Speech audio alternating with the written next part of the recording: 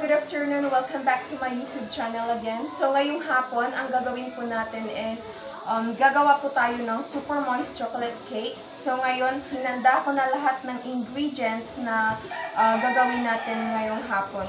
So, ngayon lang po ako nakagawa ng vlog ko ulit kasi ang dami kong ginagawa. Ngayon lang ulit na nagkaroon ng time para gumawa ulit ng video. So, I hope na may matutunan din kayo sa video ko ngayon. So, yung ingredients ilalagay ko at the end of the video, guys. So now, let's get started.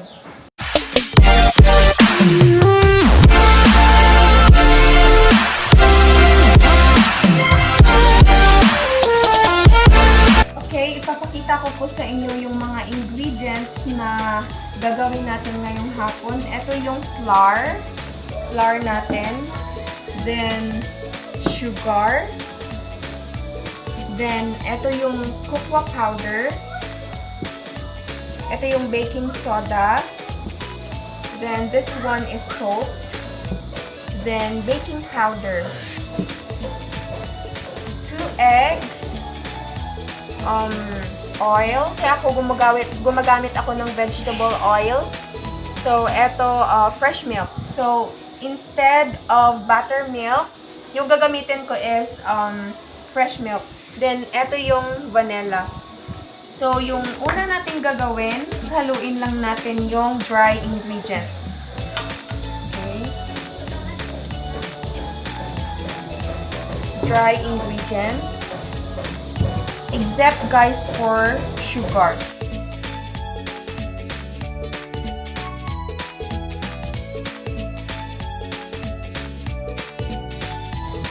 Then, set aside natin yung dry ingredients. Next is yung ating wet ingredients. So, baka magtataka kayo bakit separate ko yung sugar dun sa dry ingredients natin. Kasi ito talaga yung dapat gawin. Sugar. Then, lagay natin lahat ng wet ingredients, guys.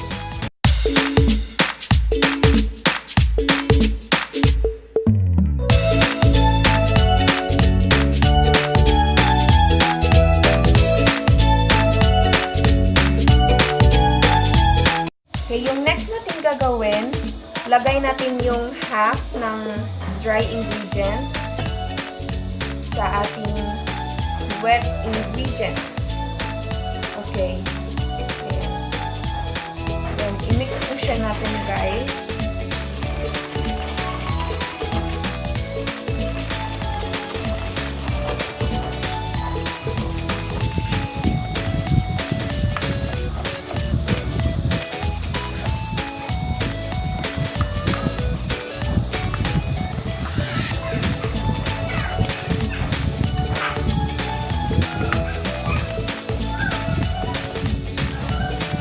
Then, ilagay natin 1/2 of hot coffee. Half lang po muna ang ilalagay natin. Ayan. Then, other half of hot coffee. Mamaya na po yan pag nailagay na natin yung other half of dry ingredients natin. Then, lagay ulit natin ang other half of dry ingredients.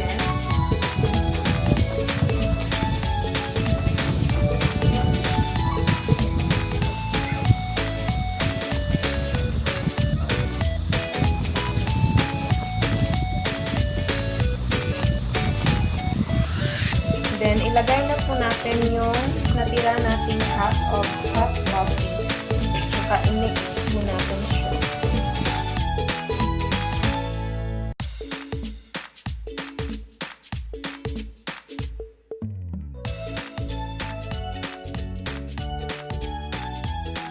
Okay, next guys, after na natin nahalo tong ingredients po natin, ito na po yung next na gagawin natin. Nilagyan ko ng butter yung pan na gagamitin. Then, after nito, eto guys, kailangan talaga natin na lagyan ko ng glycerin paper ata yung tawag nila dito. Kasi nung second na luto ko, nakalimutan ko na po, nahihirapan ako magtanggal ng cake na ginawa ko dito sa pan. Kaya ngayon talaga iniisip ko talaga na kung ano yung next ko na gagawin. Ito guys, ilagay lang po natin sa loob. Ayan. Okay, after nito, ilalagay na natin yung yung pinaghalong ingredients. Natin yan. Ayan, guys. Okay, guys. Ngayon, pag nag-steam po tayo, kailangan nating lagyan ng clean cloth.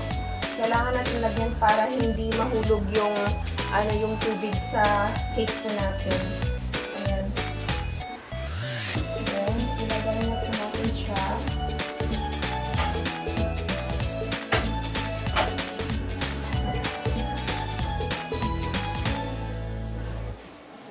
Then, set po natin siya ng 50 to 60 minutes. Okay guys, eto na po ang ating super moist chocolate cake. So, hindi pa natin siya matawag na super moist. Kasi, lalagyan pa po natin siya ng frosting. So, yan po ang gagawin natin ngayon. Okay guys, eto yung ating ingredients para sa ating frosting. Eto yung flour. Then, another fresh milk again. Then, instead of white sugar, yung gagamitin natin sa frosting is brown sugar. Then, cocoa powder. Okay. Yung gagawin natin ngayon, initin natin siya sa kawali.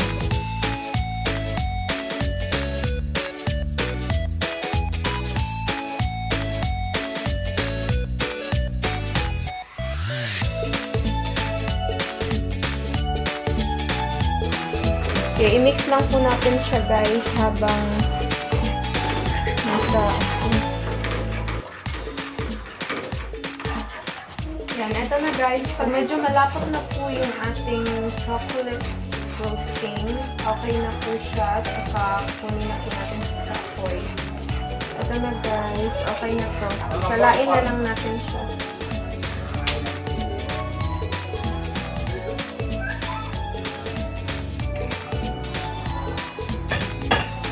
Lagayan natin.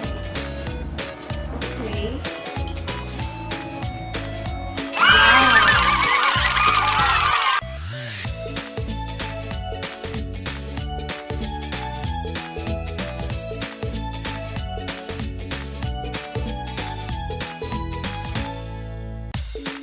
Lagyan na natin siya guys ng frosting.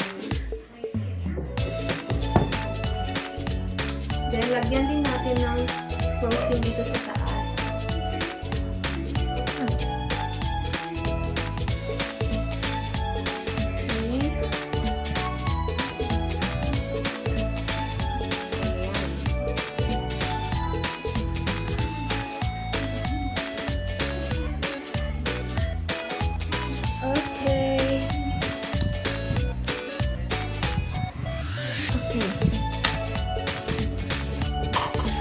So, ngayon, ang gagawin natin, gawan ko siya ng design. Gumawa ako ng icing. Ito, guys, oh.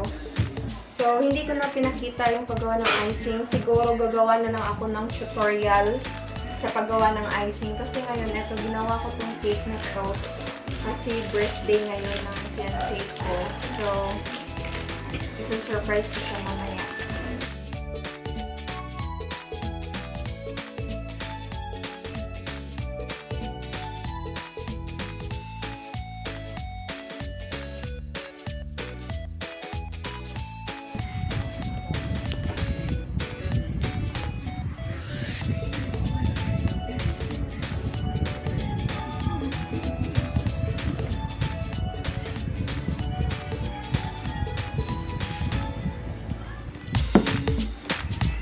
Wala akong ginamit na, ano ba tawag dito, yung parang metal siya, nalagay dito sa dulo kasi nakalimutan ko.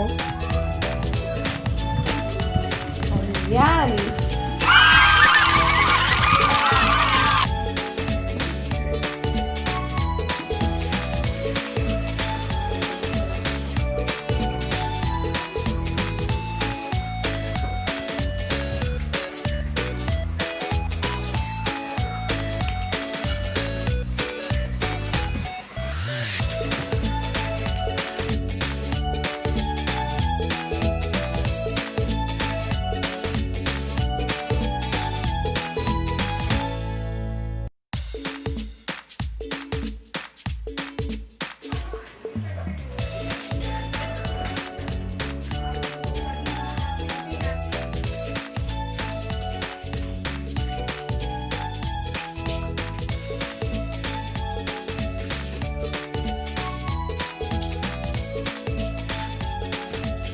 napakadali lang po siyang gawin, yung super moist chocolate cake.